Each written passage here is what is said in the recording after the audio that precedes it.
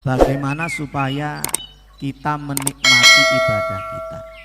Ulama memberikan standar bahwa ciri orang yang baik ibadahnya adalah nikmatnya ketika ibadah, bukan setelah ibadah.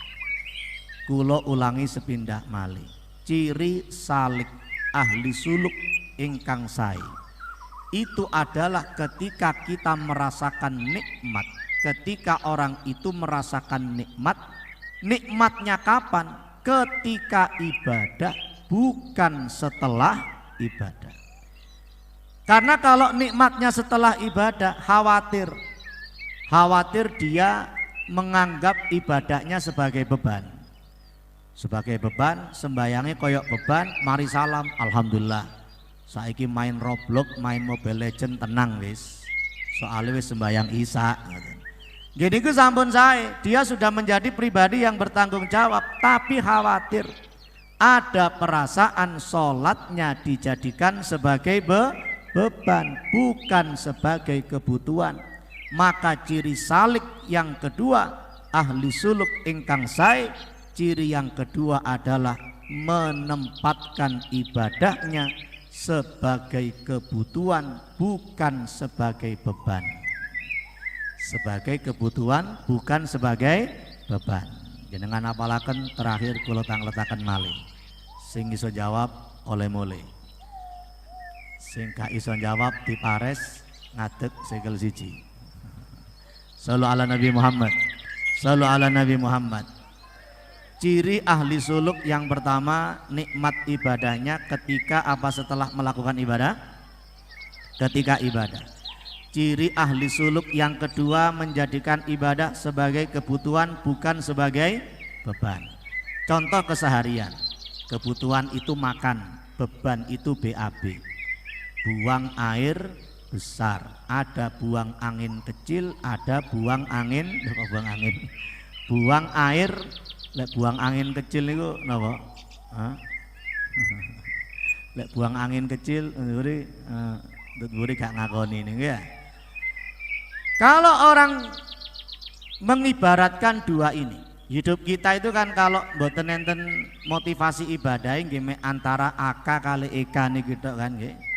Antara AK kali EK, antara napa? A kali napa? A kali ngoten tok pun.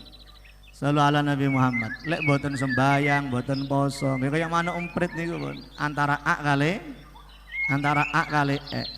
Lek tiyang mek nyambut gawe tok golek mangan, gak gelem sembayang, apa bedane ambek manuk umprit?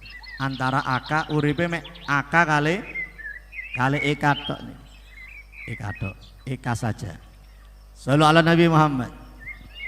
Makan ini kebutuhan, BAB itu beban. Mari kita rasakan. Panjenengan pas ewul-ewule terus panjenengan seneng bakso, mantun ngoten diparingi bakso. Ketika makan bakso nikmat napa mboten? Nikmat. Seharusnya kita menempatkan sholat kita itu seperti itu. Ketika melaksanakan sholat kita nikmati bagaimana nikmatnya takbiratul ihram. Bagaimana nikmatnya membaca surat Al-Fatihah yang di situ kita selalu dijawab oleh Gusti Allah. Ketika kita membaca Alhamdulillahirabbil alamin, Gusti Allah berfirman hamidani abdi, hambaku memujiku. Ketika kita membaca Ar-Rahmanir Rahim, Gusti Allah dawuh majjadani abdi, hambaku mengagungkan aku. Maliki yaumiddin, ketika kita membaca itu Gusti Allah dawuh azzamani abdi, hambaku mengagungkan aku.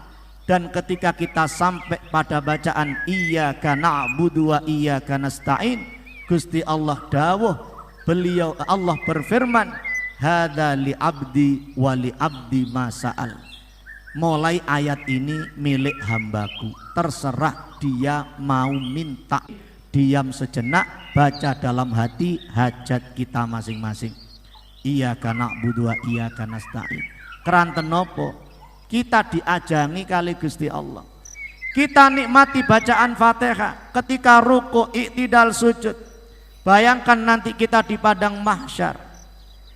Ketika manusia dijanjikan siapa yang sujud kepada Gusti Allah tidak akan tersentuh oleh api neraka, maka kita kalau membayangkan itu nikmat melakukan sujud. Ini mungkin sujud saya yang terakhir. Saya hidup punya kenangan sujud terhadap Gusti Allah. Dengan sujud saya saat ini, semoga Allah hindarkan saya dari siksaan api neraka. Allahumma amin. Ibadah adalah kebutuhan, bukan sebagai beban. Lek beban kayak BAB niku, kuwebelet melebu jeding, ketika nok jeding gak penak, metu teko jeding lega. Jangan sampai kita menempatkan sholat seperti BAB, nikmatnya ketika sehabis salam, tapi nikmati mulai takbir sampai salam. Fahimdum? Fahimdum? Palestum? Argendum? Juara Piala Dunia.